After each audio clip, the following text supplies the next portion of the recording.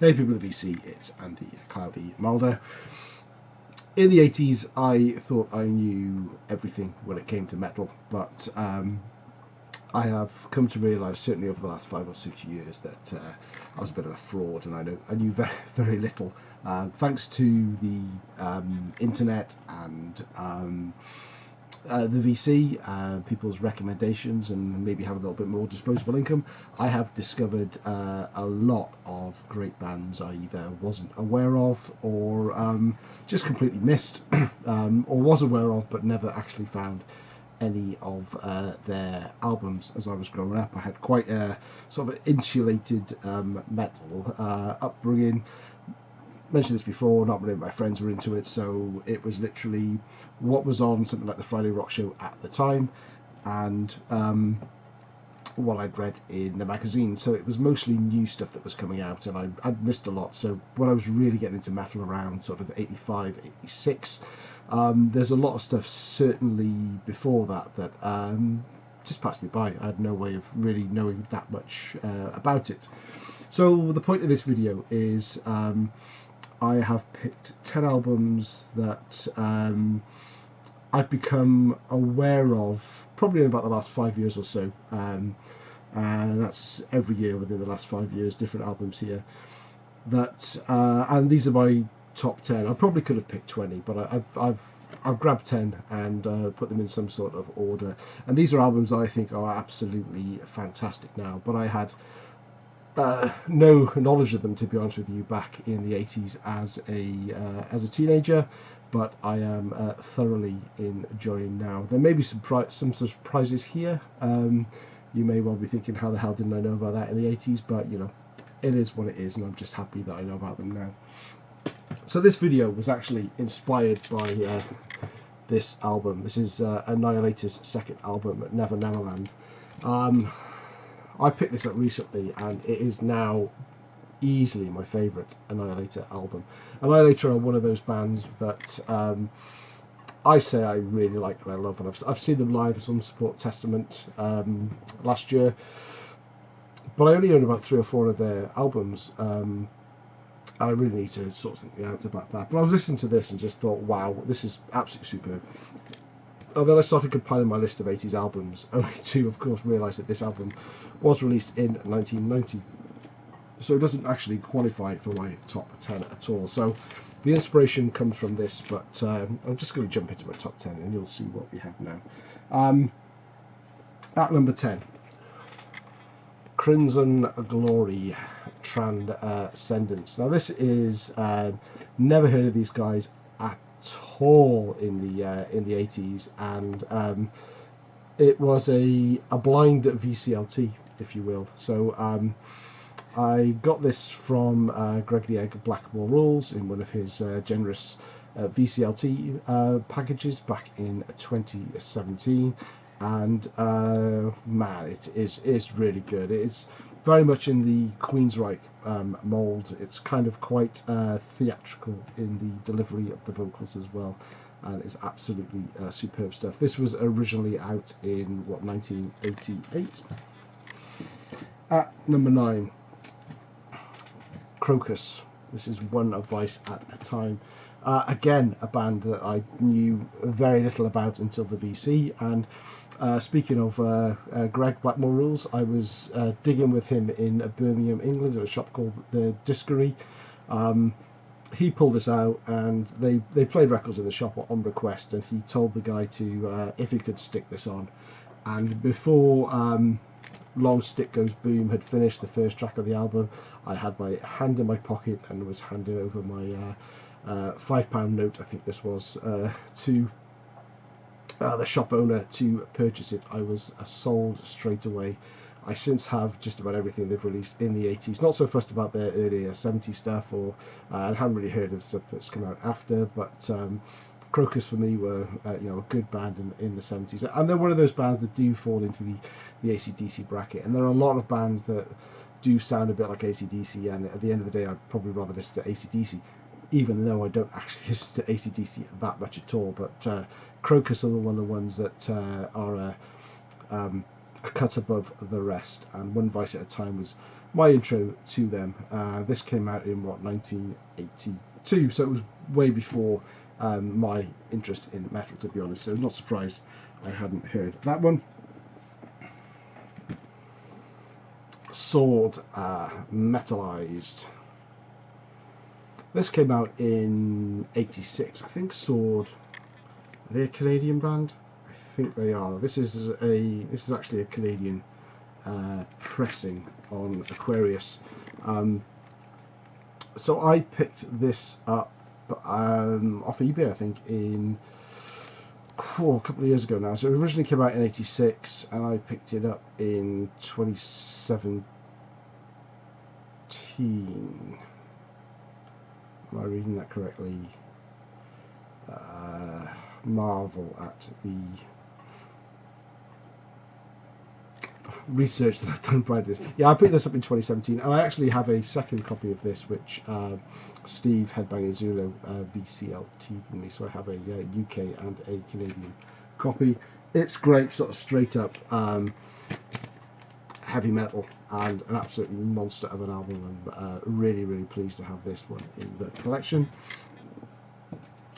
Number 7. OWar. I was very much aware of OWar in the 80s. I laughed at OWar. I couldn't possibly listen to a band that looked like that.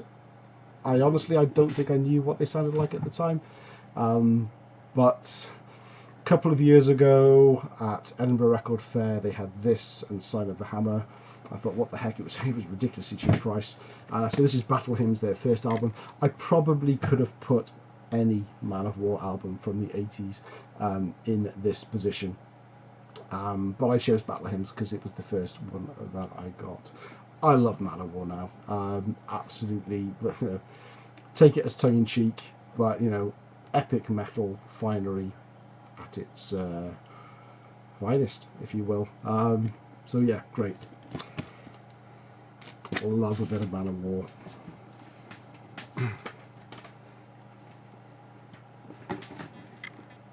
Number 5.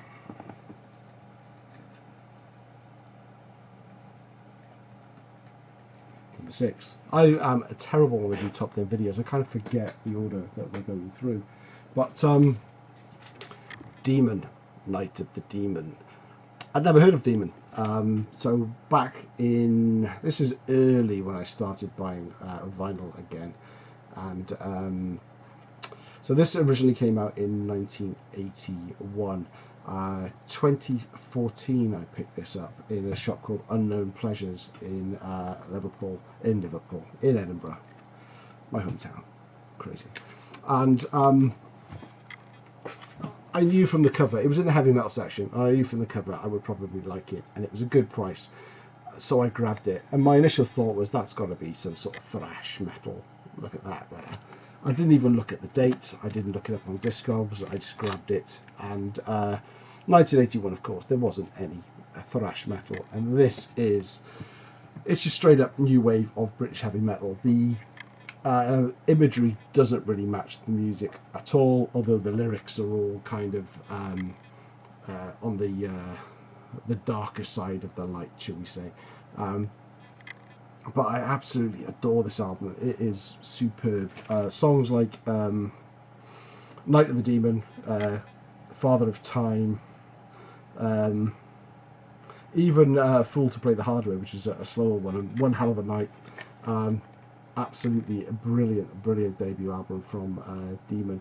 They did change their ways a couple of years later. Unexpected Guest, the second album from Demon, is also superb. Then they went a little bit more on the prog side, but yeah, this is absolutely fantastic record. Number 5, Tang, Filth Hounds of Hades. So originally this album came out, it's a new wave of British heavy metal album, so originally it came out back in 1982. Again, by the time I was getting into metal, this was old news. It wasn't necessarily being played on the radio, though I may well have heard one or two tracks being played by Tommy Vance on the Friday Rock Show. They certainly weren't being covered that much in sort of Metal Hammer and the music press at the time. They were old news by the time I was into metal, but this is brilliant. Now, I picked this up on eBay when I was getting into vinyl again in the last few years. I think it was John, Bitbot Boom. He doesn't do videos so often now, but when he does, they're classics. And he did a spotlight on Tang, so I looked them up and fell in love with them straight away. So originally this came out, you see the hype sticker there, with a free live single from, it's a Tang single, it says Motorhead there, but it was when Tang toured with Motorhead. And so I got this on eBay. It cost me about 11 quid or so. If you try to buy, if someone's selling this on eBay with the 7-inch single, it's ridiculously expensive. It was at the time, I think it was at least like 25 quid. So I picked up the album on its own without the single for a fraction of the price, but it still bugged me that it had the hype sticker and it had the single. So I started searching for the single, and lo and behold, there were people selling the single without the album, again for a fraction of the price. The value is when they both come together. So Frankenstein them both together and came up with a version of my own, which is worth probably a lot more than I actually paid for the sum of the parts. So, but Filth Hands of Hades, absolutely great new wave of British heavy metal. Shell Shock, Run Like Hell, Blood, Guts and Beer, Heavy Artillery, sorry. Filth Hands of Hades, superb stuff. Definitely check out Tank if you haven't. You will not regret it. Top 4 now. How could I not have known about Sabotage and especially Sirens back in the 80s? So, what, originally released in, I think it was originally released in, 83, but from a European side, 85. So I probably just missed the boat on this in terms of it being released and me being aware of what was being released at the time. But from the moment I heard this, and again I think it was through the VC, and also because it was on the Music for Nations label that I was collecting, Music for Nations number 48, I had to grab a copy. Got mine from Discogs, paid it cost me 15 quid at the time, and that was back in 2015. It's certainly going for a little bit more now, but it's a masterpiece from start to finish. Sirens is a great track, title track. I've actually realised saying that I was going to come up with some other names, but I know the album really well musically, but I don't connect with the names of the songs, to be honest with you. But there we go. But I do love that Sabotage album, and I've got a few other Sabotage albums since. I have to say that all of these albums in this top 10, I had nothing by any of these bands in the 80s. A few other contenders I could have put in for great albums. I did have something else by them, and I was aware of them at that time, but not these ones. Tigers of Pang Tang, Wildcat. This is the album I have bought the most copies of on vinyl, and I didn't know about it until probably about 4 or 5 years ago. 2015 I picked up this copy. It only went for about a £5 back then, which is pretty good going. It is raw. This to me is the Tigers of Pang Tang. They're a 4-piece. They have got Jess Cox on vocals, and his voice to me was the Tigers of Pang Tang. So when I've heard their other albums, I've got most of their other albums in the 80s. To me, they just go progressively more commercial, less heavy, worse really as they go on. But this album is, to me, this used to be a staple. Saturday, Sunday morning, stick this on, making the kids breakfast. Euthanasia, Slave to Freedom, Don't Touch Me There, Money, Killers, Wildcats.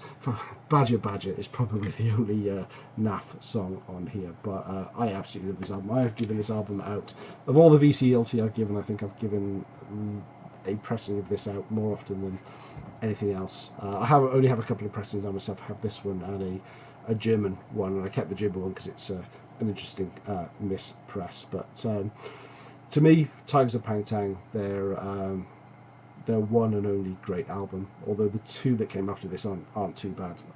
I'll give you that. So Crazy Nights and Spellbound. But originally out in 1980, they really weren't making the news by the time I was into metal, so that's, I think, why they passed me by. In number 2, and this, believe it or not, is only an album that I picked up this year, and this was bought in Liverpool. Showed it in that recent Liverpool dig video I did. This is Accept, Restless and Wild. Now, I was aware of Accept in the 80s, but I didn't have any albums by them. I do remember the adverts in Metal Hammer for Russian Roulette, you know, the Russian Roulette cover, iconic cover, and I remember the adverts for that and thinking, oh, Accept are one of these bands I should really get into, but I really don't recall seeing their albums in my local record shops in Cardiff, and we certainly didn't have the likes of eBay and Discogs and Amazon to just grab anything that we couldn't get locally. Prior to buying this a few months back, I would have said that Balls to the Wall was by far my favourite Accept album. It has been blown away by Restless and Wild.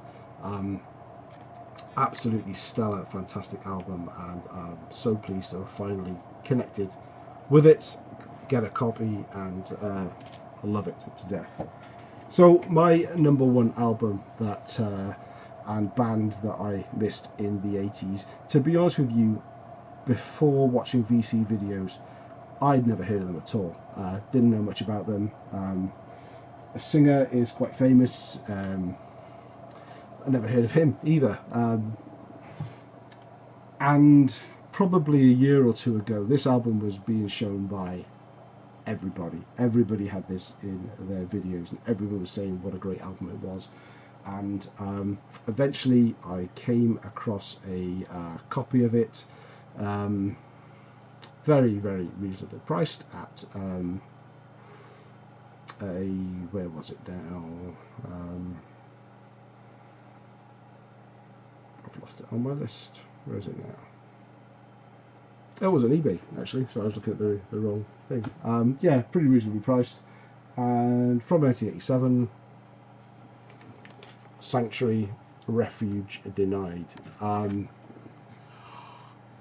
How this passed me by for so long, I have no idea. Why I didn't jump on it when everyone was showing it, I have no idea. There is just so much great music out there from the 80s that I missed first time around, and I'm loving discovering now.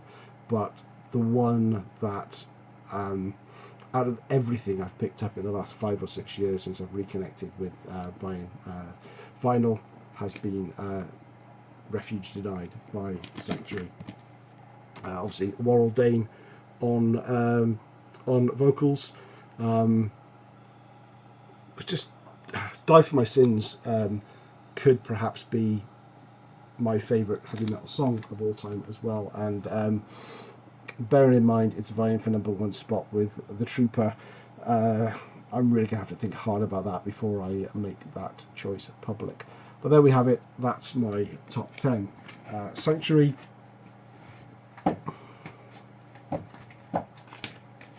Accept, Restless and Wild,